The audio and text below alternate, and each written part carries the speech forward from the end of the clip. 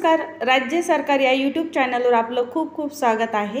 बातमी आहे अत्यंत महत्त्वाची। तत्पूर्वी चॅनलवर नवीन असाल तर लाईक आणि सबस्क्राईब करून घ्या।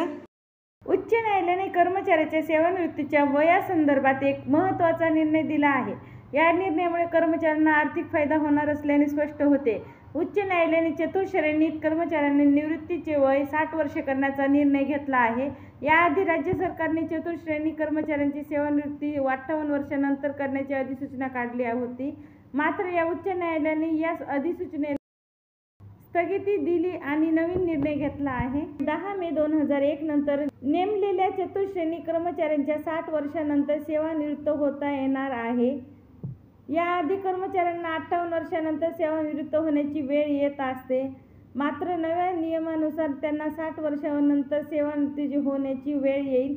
त्यामुळे त्यांनी 2 वर्षाच्या कामाला राहता येईल। या निर्णयामुळे सुमारे 40,000 कर्मचाऱ्यांना फायदा होणार आहे। उच्च न्यायालयाने स्पष्टपणे सांगितले आहे की चतुश्रेणी कर्मचाऱ्यांना नेमणुकीच्या वयाबाबत कोणतेही भेदभाव केला जाणार नाही। कर्मचाऱ्यांना आर्थिक फायदा होईल। या निर्णयामुळे कर्मचाऱ्यांमध्ये आनंदाची लाट पसरली आहे।